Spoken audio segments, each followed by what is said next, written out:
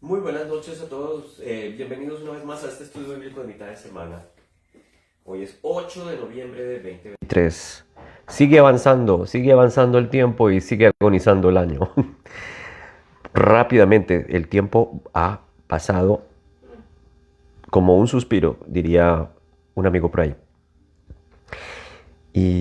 Pero qué bueno, porque cada vez que avanza el tiempo nos damos cuenta que más cerca está el Señor. Más cerca estamos nosotros también de encontrarnos con el Señor, sea aquí o sea allá.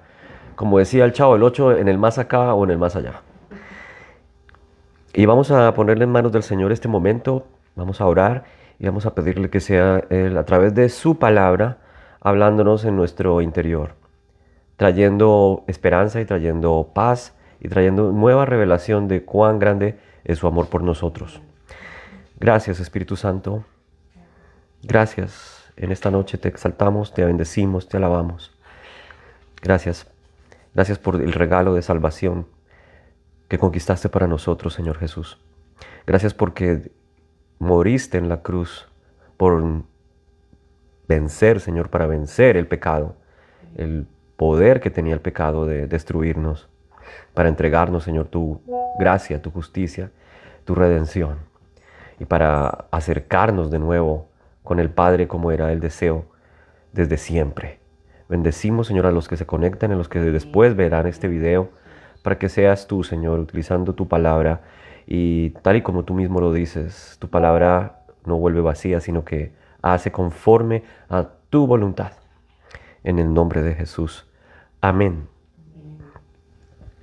Y lo que sentía en mi corazón hoy, durante la mañana, después de ver las noticias de lo que sigue ocurriendo en Israel y el conflicto con los guerrilleros palestinos, los terroristas, perdón,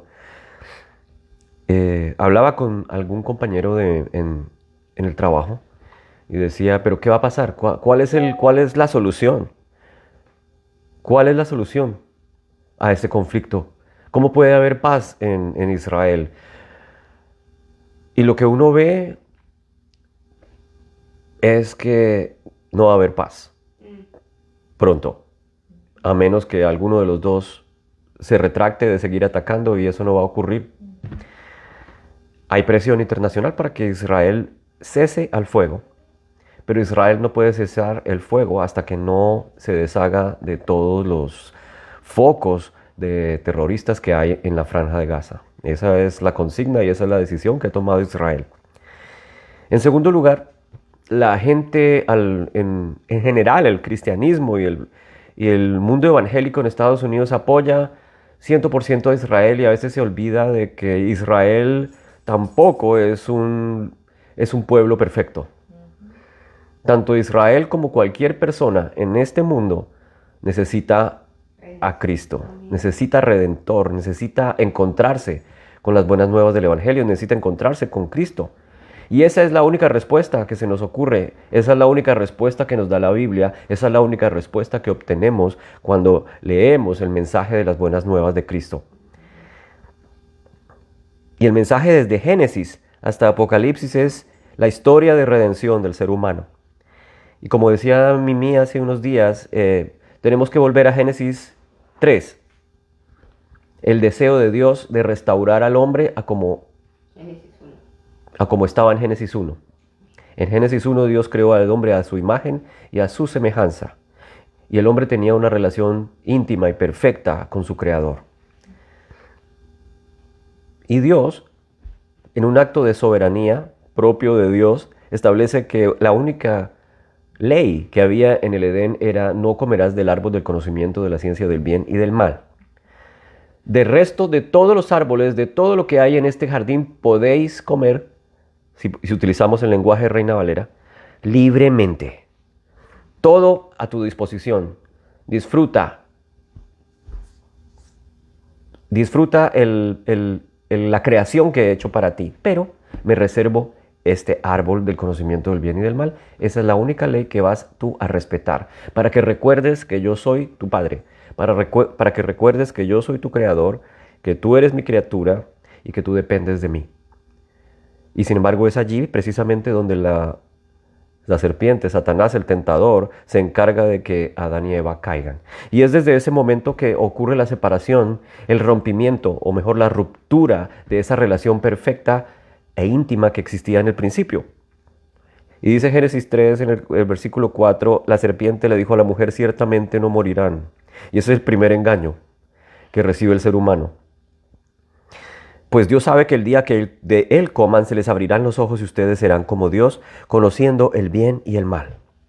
Cuando la mujer vio que el árbol era bueno para comer y agradable a los ojos, que el árbol era deseable para alcanzar sabiduría, tomó de su fruto y comió. No me había detenido en este punto, pero es interesante ese punto que hace aquí referencia el versículo. Deseable para alcanzar sabiduría. El ser humano desde el principio quiere sabiduría. Y la palabra misma dice que el principio de la sabiduría es el temor de Dios. Y esto es exactamente lo opuesto, lo que está haciendo Eva en este caso. Desea sabiduría, pero en lugar de temer a Dios, respetando el único mandato que había colocado en el jardín, quebranta ese principio y desea obtener sabiduría por su propio esfuerzo, por sus propios medios. Y es digamos que es el comportamiento desde ese momento. El ser humano desea ser independiente, desea caminar por su lado, a su manera, como cantaba Frank Sinatra. Y lo que desea Dios es que seamos dependientes, amén, que seamos obedientes, que tengamos una relación cercana, íntima, como de padre a hijo. ¿Y cómo es una relación de padre a hijo? Pues una relación de confianza, una relación de autoridad, porque el padre tiene autoridad sobre los hijos, pero al mismo tiempo una relación de amor perfecto permite que un hijo, que yo como hijo, que mi esposa como hija, Mariette y Olguita y los que se conectan, tengan esa relación de padre a hija, de padre a hijo, o sea, confianza, intimidad, afecto, pero respeto. El temor de Dios es el principio de la sabiduría. Temor no de que salgas corriendo porque piensas que te va a destruir, sino es un temor reverente. Un temor de saber que, wow, Él es mi Padre y yo lo respeto. Él es mi Padre y además me ha creado. Y ha creado el universo, ha creado las galaxias, ha creado las cosas que vemos y las cosas que no vemos. Y Él en su amor y en su presencia y en su soberanía decidió crear al ser humano. Y creó al ser humano a su imagen y a su semejanza. Las otras cosas las creó, pero no a su imagen y a su semejanza. Simplemente creó porque Él es el creador. Pero su deseo era que nosotros tuviéramos esa imagen de Dios. Y eso es un privilegio que no tiene ninguna otra creación. Ninguna otra criatura tiene el privilegio de ser hecha a la imagen y a la semejanza de Dios. Mira qué grande es el deseo de Dios de tener esa relación con nosotros. El amor de Dios, de crear a alguien que se parece a Él, que tiene una semejanza con Él. Y precisamente esa semejanza que nos da el Señor es la que nos permite tener una relación con Él. Porque yo tengo el perro que tenemos por aquí, no se puede relacionar con Dios porque no fue creado de esa manera. Tiene alma, tiene cuerpo, pero Dios no tiene una relación personal con el perro o con los gatos o con los animales del bosque o con las bestias salvajes, solamente con el ser humano. El hombre se relaciona con Dios, el hombre se comunica con Dios y Dios se comunica con el hombre. Y esa fue la comunicación también que se rompió. Y ese es el deseo que tiene Dios de restaurar esa comunión. Exactamente, esa es la palabra, comunión con Dios. Y oyeron que se paseaba en el huerto al fresco del día. Oyeron a Dios. Y entonces el hombre y su mujer se escondieron de la presencia del Señor entre los árboles del huerto. Pero el Señor Dios llamó al hombre y le dijo, ¿dónde estás? Y él respondió, te oí en el huerto. Tuve miedo porque estaba desnudo y me escondí. ¿Quién te ha hecho saber que estabas desnudo? Le preguntó Dios. ¿Has comido del árbol del cual yo te mandé que no comieras? Y el hombre respondió: la mujer que tú me diste por compañera me dio del árbol y yo comí. Entonces el Señor se dirigió a la mujer: ¿qué es esto que has hecho? La serpiente me engañó y yo comí. Y el Señor le dijo a la serpiente: por cuanto has hecho esto, maldita serás más que todos los animales y más que las bestias del campo. Sobre tu vientre andarás, sobre el polvo comerás todos los días de tu vida. Pondré enemistad entre tú y la mujer, y entre tu simiente y su simiente, es decir, entre la descendencia de la serpiente y la descendencia de la mujer. Él te herirá en la cabeza y tú lo herirás en el talón. La descendiente, o mejor, la simiente de la mujer hiere a la serpiente en la cabeza. Jesucristo es el descendiente de la mujer. Jesucristo hiere a la serpiente en la cabeza, a pesar de que la serpiente puede hacernos zancadilla. Dice: tú lo herirás en el talón. Tiene la capacidad de ponernos obstáculos, de dañarnos el caminado, literalmente, de querer destruir los planes de Dios, de querer engañarnos, distraernos, enfermarnos y matarnos. Pero solamente es el talón. Hasta allí llega su capacidad, porque Jesucristo tiene el poder de destruirla y cortarle la cabeza. Y eso fue lo que efectivamente hizo Jesucristo en la cruz del Calvario. Él destruyó las obras del diablo, destruyó los planes que tenía y destruyó el poder que tenía de condenarnos y de destruirnos a través del pecado y a través de la condenación, a través de la acusación. Porque como sabemos, y si no sabíamos, en la palabra dice que Satanás es el acusador de los hermanos. Si nosotros la embarramos, él ahí está recordándonos lo profundo de nuestro pecado, recordándonos lo malos que somos, recordándonos o haciéndonos creer que ya no hay esperanza, que no tenemos expectativa de restauración. Y cuando creemos esas mentiras y cuando creemos ese engaño, entonces nos deprimimos, nos caemos, nos enfermamos y muchas personas hasta se suicidan porque piensan que ya no vale la pena vivir. Y en ese caso habría ganado una batalla, más no la guerra. El protoevangelio se llama ese fragmento del Génesis, así le dicen los estudiosos de la palabra, porque es la primera vez en la cual se habla de un descendiente que le herirá la cabeza a Satanás, y ese se llama Jesucristo. Desde ese momento, en otras palabras, el Señor ya estaba o ya había decidido que Jesús volvería a restaurar al hombre como Dios lo creó en el principio. Esa es la idea de Dios. Ese es el deseo que Dios tiene para con nosotros. Por eso es que nosotros en esta iglesia hablamos más de ese deseo de Dios de salvarnos, de redimirnos, que del mismo pecado, porque el pecado fue destruido hace 2000 años. No es que no exista la maldad, porque la maldad existe. Existe la mentira, existe el engaño, existe la enfermedad, existe todo lo malo que nos podamos imaginar. Pero Cristo vino precisamente a sanar al hombre, a salvar al hombre. Y digo sanar correctamente, porque la palabra sozo en el Nuevo Testamento, de donde viene la palabra Salvador, también significa sanidad, y significa plenitud, y significa paz, y significa hacernos plenos, completos. Eso quiere decir la salvación en el Nuevo Testamento. Cuando el Señor Jesucristo se encuentra con la mujer con flujo de sangre, le dice: mujer, uy, me asustó. Se me metió un mensaje de WhatsApp. Mujer, tu fe te ha sozó. Quiere decir que, mujer, tu fe te ha sanado. No solamente salvado, sino sanado. El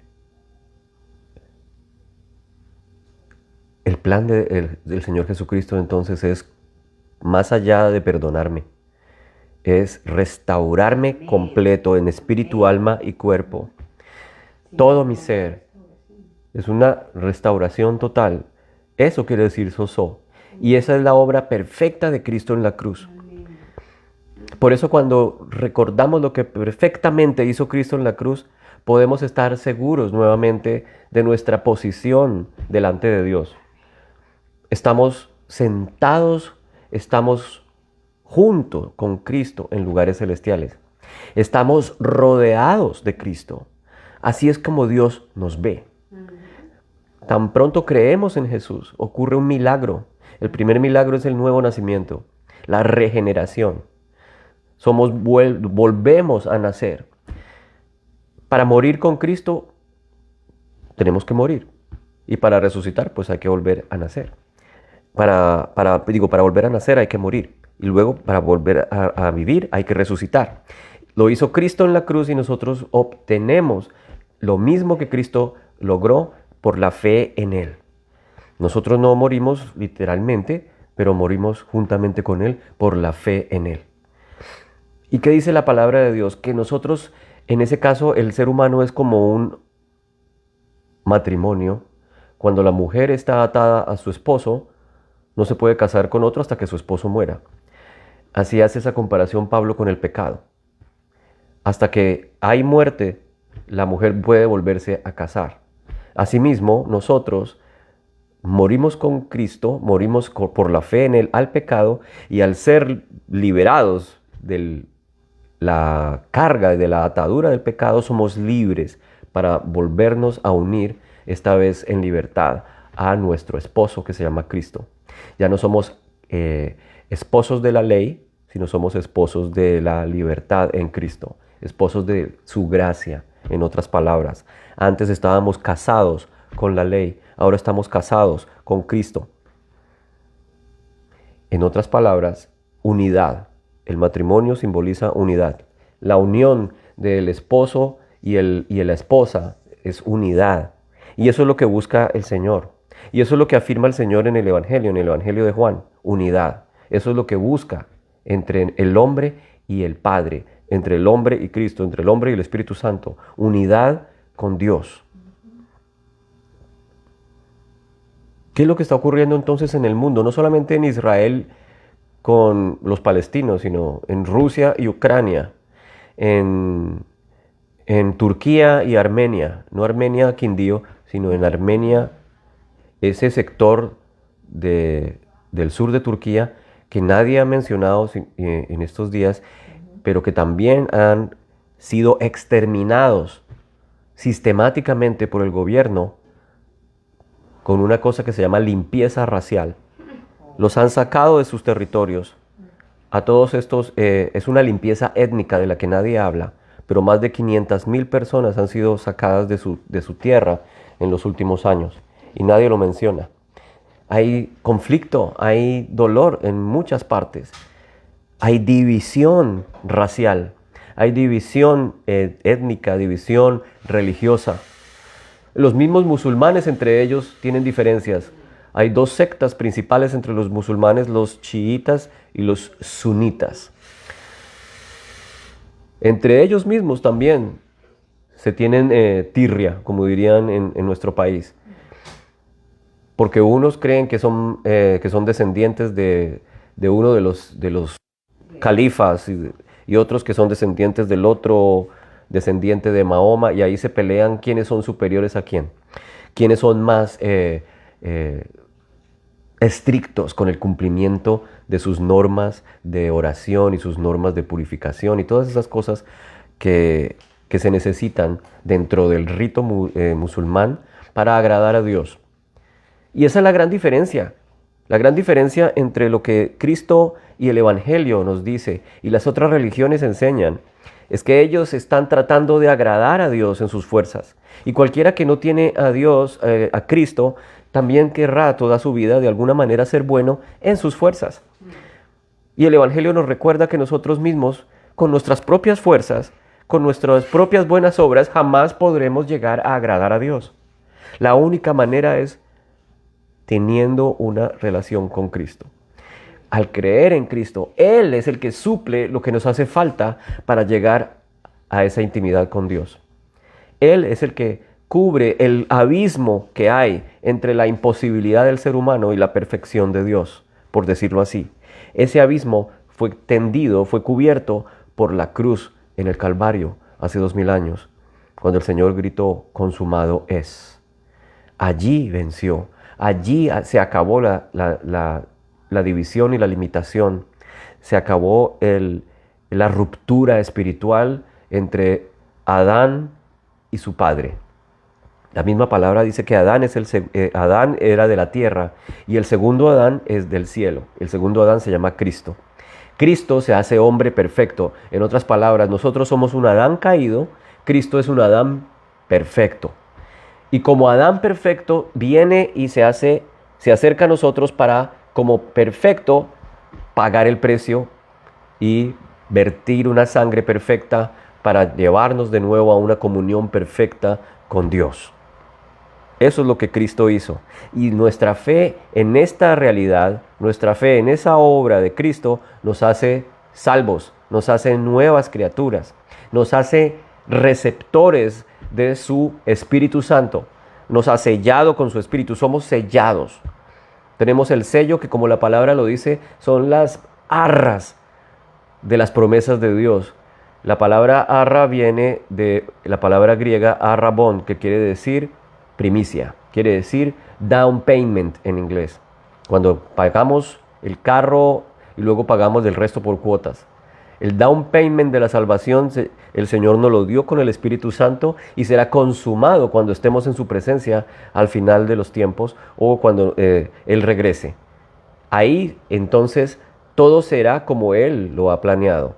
Seguimos mientras tanto creciendo y siendo transformados de gloria en gloria, más y más a la altura y en la imagen del Hijo de Dios, por acción del Espíritu Santo.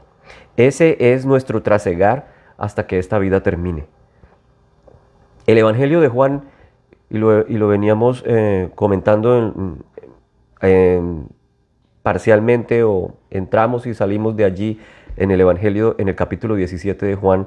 El Señor Jesucristo está orando al Padre. Y en esa oración Él ruega por varias cosas. Dentro de las cosas que Él le pide a Dios es que el Señor bendiga a las personas que habrán de creer en Él. En el versículo 20, el Señor Jesús, orando al Padre, dice: pero no ruego solo por estos. Está hablando en el presente de hace 2000 años. Los que estaban allí con Él. Sino también por los que han de creer en mí por la palabra de ellos. Estaba orando por ti y orando por mí. Estaba orando por Mariet. Estaba orando por Olguita. Estaba orando por Ligecita, por todos los que están allí. Estaba orando por cada creyente que hoy en día se encuentra con Cristo. Esa es la oración que el Señor hace. Ruego por los que han de creer en mí por la palabra de ellos. Como les compartía la otra vez, es como el multinivel que comenzó hace 2000 años. Estos fueron los de la generación primera. Y nosotros somos los descendientes de esos que predicaron a un grupo, y de este grupo a otro grupo, y de ese otro grupo, generaciones y generaciones más tarde, estamos aquí compartiendo y hablando de esas buenas noticias. ¿Y cuál era el deseo del Señor y cuál ha sido siempre su deseo de nuevo? Aquí lo dice en el versículo 21. Ruego por los que han de creer en mí por la palabra de ellos, para que todos sean uno. Y lo vuelvo a repetir porque es que me encanta ese es el deseo de Dios. El deseo de Dios no es que te vayas al infierno. El deseo de Dios no es que pagues, porque Él pagó por nosotros. Si no fuera el deseo de Dios, no vendría a pagar por nosotros. No hubiera venido Cristo, simplemente nos hubiera dejado a ver si nosotros éramos capaces, por nuestro propio esfuerzo, llegar a hacer algo cercano a la perfección que Dios exige. Pero era imposible. El deseo de Dios es que seamos uno. Y no solamente que seamos uno entre nosotros, dice: como tú, Padre, estás en mí, yo en ti, que también ellos, o sea, tú y yo, estén en nosotros, para que el mundo crea que tú me enviaste. En otras palabras, cuando hay divisiones en la iglesia, no ayuda mucho para que el mundo crea, ¿verdad? Porque dice que estén en nosotros, como tú y yo, como tú estás en mí, como yo estoy en ti, para que el mundo crea. El mundo cree cuando ve una iglesia unida, y no una iglesia unida pensando lo mismo, porque somos individuos con inclinaciones, con gustos, con preferencias. Somos seres humanos Unos son republicanos y otros demócratas. Unos apoyan a aquel y otros a aquella. Somos uno porque creemos en Cristo.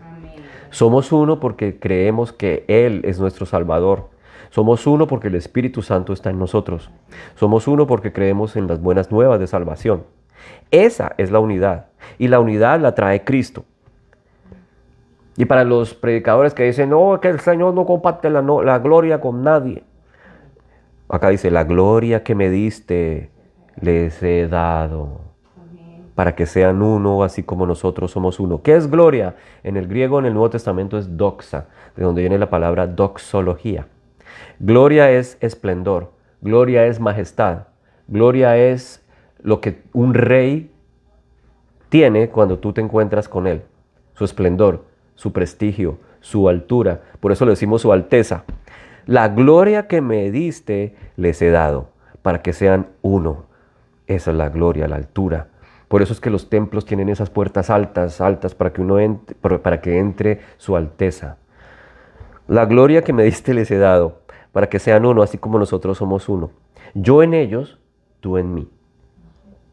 Para que sean perfeccionados en unidad, para que el mundo sepa que tú me enviaste y que los amaste tal como me has amado a mí. Claro, las buenas noticias son que Dios nos ama y que así como amó a Cristo nos ama a nosotros. Y que el Señor amó primero, no nosotros somos los que venimos a ver si amamos a Dios, no, Él nos amó primero, Él dio el primer paso. Desde la eternidad ya estaba planeando que el descendiente de la mujer le aplastara la cabeza a Satanás. Él dio el primer paso. Desde que Adán y Eva estaban allí embarrándola con la serpiente, Dios ya sabía, ya había decidido cuál era la respuesta y cuál era la solución. Versículo 24, Padre, quiero que los que me has dado estén conmigo donde yo estoy. Ese es el deseo de Dios, que estemos allá. Donde quiera que esté Él, ahí estamos nosotros. Para que vean mi gloria, la gloria que me has dado. Pero recuerda que antes dijo, la gloria que me diste, les he dado. O sea que Cristo comparte su gloria contigo y conmigo. Cuando estamos en Él, comparte su gloria con nosotros. Porque somos dignos, no por lo que nosotros hicimos, sino por lo que Él hizo. Lo que Cristo hizo nos hace dignos de recibir también su gloria, de compartir con Él su gloria, de compartir con Él el lugar de privilegio que tiene Él a la diestra de Dios. Es espectacular. La gloria que me has dado porque me has amado desde antes de la fundación del mundo. Oh Padre justo, aunque el mundo no te ha conocido, yo te he conocido y ellos han conocido que tú me enviaste. Yo les he dado a conocer tu nombre y lo daré a conocer para que el amor con que me amaste esté en ellos y yo en ellos. Cada creyente que camina por ahí, camina con Cristo. Esta mañana le decía yo a los niños, porque ahora decidí que cada mañana, 10 minutos antes de empezar la clase, les pongo worship, alabanza, y los pongo a orar. Les digo, esta oración no es para mí. Este tiempo es para ustedes. Y ustedes creen que es que porque alabamos, entonces Dios va a bajar. No, Dios está aquí todo el tiempo. Si eres creyente, está contigo todo el tiempo. Pero estamos reconociendo su presencia. Estamos reconociendo su poder. Estamos reconociendo lo que Él hace por nosotros. Estamos dándole gloria a Él a través de la alabanza. Si ustedes no aprovechan ese tiempo, pues están desperdiciando ese tiempo en que pueden darle gloria a Él. No solamente el jueves en Chapel, no solamente el domingo cantando 2 canciones, porque no hay más tiempo para cantar más canciones, sino que todo el tiempo, cada vez que yo digo, Señor, gracias, ahí estoy reconociendo que Dios está conmigo. Ay, Dios mío, estoy cansada, como dice mi esposa, o como digo yo, bueno, estoy mamado. Señor, cuando dice Señor, ese Señor involucra tantas cosas. Señor, ay, ayúdame. Señor, no puedo más. Señor, tengo sueño, me quiero acostar. Señor, dame fuerzas. Señor, ayúdame. Señor, súpleme. Cuando uno dice su nombre, yo creo que los cristianos que amamos al Señor no estamos diciendo su nombre en vano. No. Porque alguien me decía, ay, no digas el nombre del Señor en vano. No, yo no lo digo en vano. Si lo digo es porque lo siento. Yo digo, sí, yo digo, Jesús, no digas el nombre en vano. No, yo no estoy diciendo el nombre en vano. Lo digo porque siento que Jesús lo necesito, porque es importante para mí. Así solamente sea un Jesús. Recuerdo un testimonio de un hombre que era ateo y murió y resucitó. O sea, el Señor lo devolvió. Y cuando iba bajando, bueno, él cuenta, por un túnel, él decía, ¿qué es esto? ¿A dónde voy? ¿A dónde voy? Y sintió que la oscuridad lo atraía y que los demonios se lo estaban llevando. Y escuchaba gritos y dijo, oh, ¿qué es esto? Y en ese instante en que iba bajando, recordó una canción que la profesora de iglesia infantil le cantaba a él cuando tenía 5 años, y eso fue en los tiempos de UPA. Y él dice que mientras bajaba por ese túnel empezó a cantar Jesus loves me, that I know, porque la Biblia dice... Y tan pronto dijo él Jesús, se hizo la luz en el túnel. Los demonios se fueron y el Señor lo recibió. Y le mostró, su familia le mostró cosas. Le dijo, todavía no es tu tiempo. Y lo único que dijo él fue Jesús. Aleluya. Y reconoció la canción de niño. Jesus loves me. That I know. Eso lo sé. O sea que cuando yo digo Jesús, yo sé que Jesús me ama. Cuando decimos Jesús, Jesús es el nombre sobre todo nombre. No es el nombre en vano. Quitémonos esa religiosidad, ese legalismo tonto. Y vivamos nuestra libertad, vivamos nuestra relación con Jesús en libertad. Porque eso precisamente dice la epístola a los Gálatas. Para libertad fuisteis llamados. Efesios 2:11.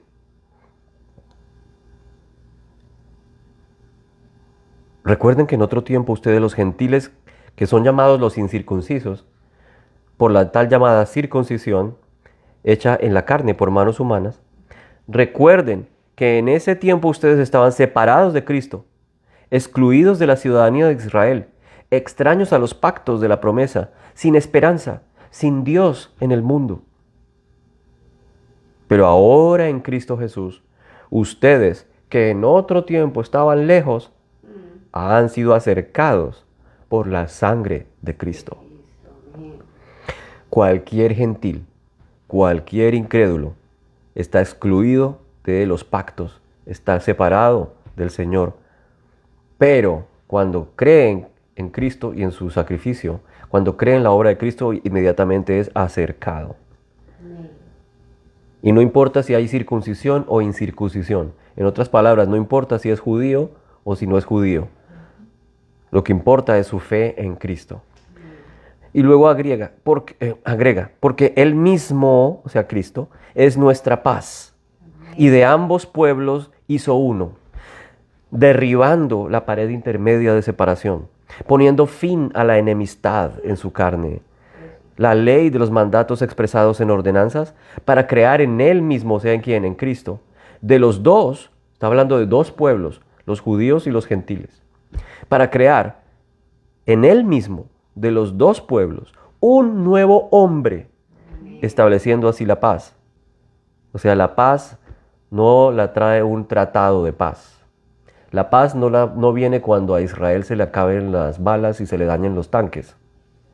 La paz viene cuando creamos o cuando crean en Jesús. Estableciendo así la paz, exacto, tanto el uno como el otro.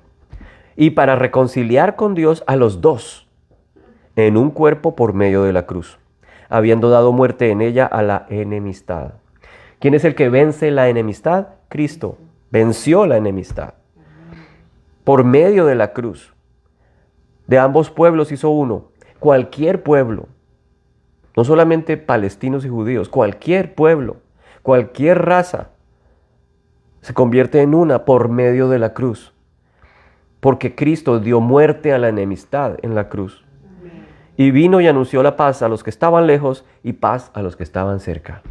Porque por medio de Cristo, los unos y los otros, tenemos nuestra entrada al Padre por un mismo Espíritu. Amén. Así pues que ustedes ya no son extraños ni extranjeros, los que creemos en Cristo, sino que somos ciudadanos, conciudadanos de los santos de la familia de Dios, edificados sobre el fundamento de los apóstoles y los profetas, siendo Cristo Jesús la piedra angular, en quien todo el edificio bien ajustado va creciendo para ser un templo santo en el Señor. En Cristo también ustedes son juntamente edificados para morada de Dios en el Espíritu. Luego, somos morada, somos habitación, somos casa, somos templo de Dios. Cuando los palestinos y cuando los judíos crean, la paz llegará. La enemistad desaparecerá. Ahora, ocurrirá solamente cuando Cristo venga. No hay otra salida. Porque cualquier tratado de paz es un tratado de hombres. No es paz, la paz que Dios trae. Es la paz falsa, la paz endeble, la paz temporal, la paz del esfuerzo humano, que siempre se rompe tarde o temprano, como se ha venido rompiendo durante todos estos años. Lo que ha ocurrido no es que estén reconciliados, es que están reagrupándose para que en cualquier momento se vuelvan a atacar. Esos son los tratados de paz en Medio Oriente y en todo lugar. Vea lo que está pasando en Colombia. El famoso tratado de paz. La paz total. Ahora los otros quieren también tener paz. Quieren tener tratamiento político, los guerrilleros del ELN, cuando lo que son unos bandidos, como diría Uribe. Y quieren entonces también ser del Congreso y de la Cámara y tener acceso político. Lo que quieren es poder. Siempre hay detrás de la lucha, siempre trae el deseo de poder, de dinero, de posesiones. Y cuando tienen el poder y el dinero se calman. Y el pueblo en las mismas.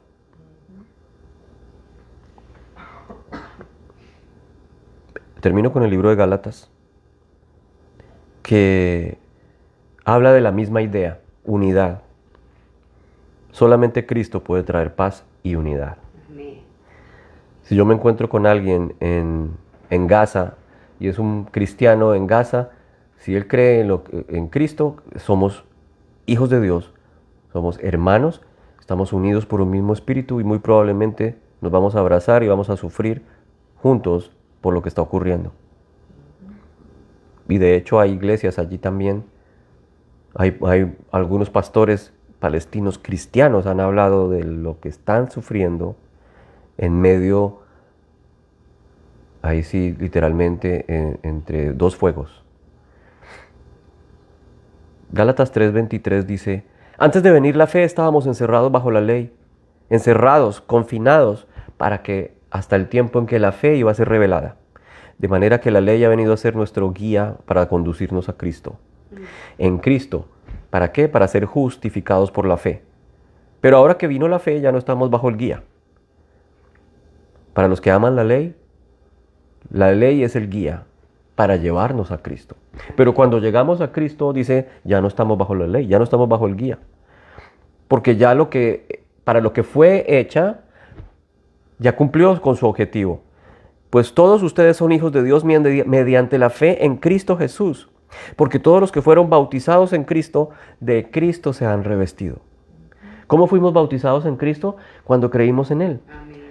No es que nos hayamos echado un pote de agua en la cabeza o que nos hayamos metido al río Jordán, los que van hasta el Jordán para contaminarse con las aguas del Jordán. Somos bautizados en Cristo. Digo contaminarse porque el Jordán no es que sea agua limpia. Fuimos inmersos en Cristo. Ese bautizo está hablando de que estamos incluidos en Cristo, pegados de Cristo, mezclados con Cristo, revestidos de Cristo. Ahí es cuando nosotros decimos, fui bautizado en Cristo. Por lo tanto, y termino ahí con eso, ahora sí, no hay judío ni griego, no hay esclavo ni libre, no hay hombre, no hay mujer, porque todos son uno en Cristo Jesús. Y ustedes son de Cristo, y si ustedes son de Cristo, son descendencia de Abraham, herederos según la promesa.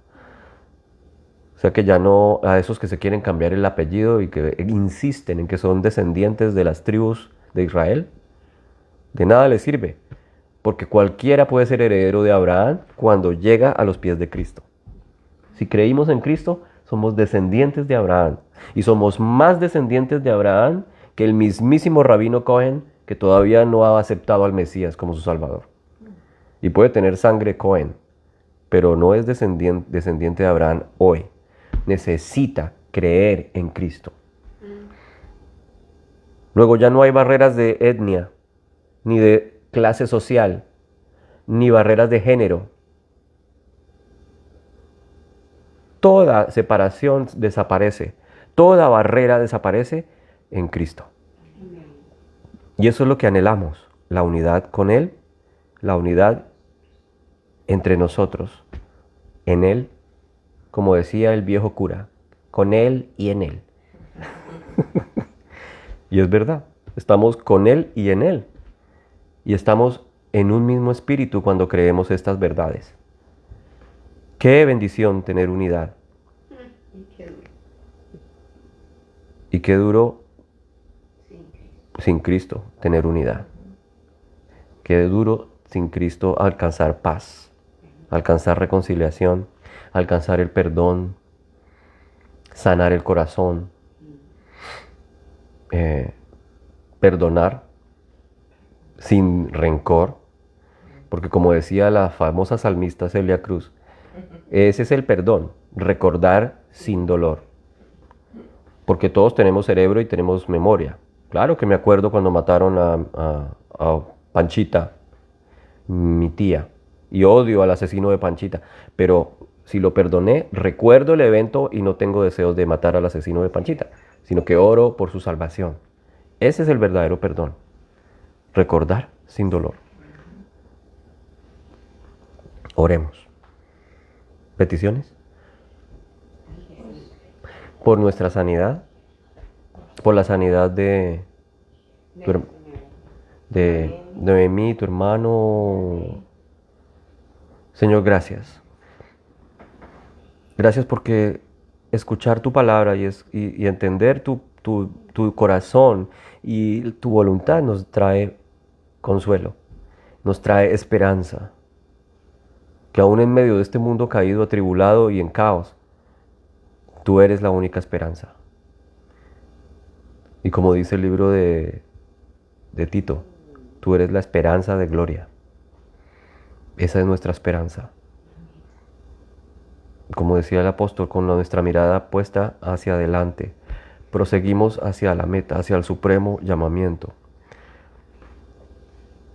Continuamos caminando, buscando llegar a encontrarnos contigo, Señor. Oramos para que vuelvas, para que regreses por tu iglesia. Pero mientras tanto, oramos para que nos ayudes a permanecer fieles, a permanecer persistiendo en la fe, persistiendo en amarnos y perdonándonos y siendo, como dice tu oración de Juan, para que el mundo crea, si somos uno, que tú nos amaste primero, que el Padre te ha enviado y que desea que seamos uno con Él, así como contigo. Cada familia, Señor, que hay, en la cual haya división, tú eres la unidad, tú eres la clave de la unidad, la clave del perdón, la clave de la reunificación, de la reconciliación, que podamos rendirnos a ti, rendir el orgullo que no nos deja perdonar, no nos deja reconciliar, que podamos ver cuánto nos amaste tú primero, cuánto nos has perdonado, para que nosotros podamos hacer igual. Gracias porque también, de nuevo, tú venciste en la cruz la enfermedad y el dolor. Y cada milagro es una señal de lo que tú eres, una señal de lo que tú puedes. Tú todo lo puedes. Tú quien llamas a lo que no es, como si fuera. porque tú eres Dios de vivos y no de muertos. Tú eres la resurrección y la vida. Aunque estemos muertos, si estuviésemos muertos, viviríamos. El que esté muerto y si cree en ti, vivirá, vivirá. Por eso nuestra esperanza es cierta, porque no es para esta vida, sino para la eternidad. No es temporal, es para siempre. Ese es tu grande regalo. Permite que siempre podamos ver hacia allá, hacia adelante, hacia esa esperanza, para que no nos debilitemos ni nos deprimamos, Señor, cuando nos enfocamos en lo temporal, en lo que perece, en lo que se acaba, en lo que se destruye, sino que como tu palabra dice, podamos poner nuestra mirada en lo alto, en lo de buen nombre, en lo puro, en lo honesto, en ti, que no cambias, que nos amas y que eres para siempre. Amén. Y amén. Nos encontramos de nuevo el próximo domingo, Dios mediante, a las 11. Y el miércoles que viene, a las 7:30 en el estudio de mitad de semana. Gracia y paz para todos.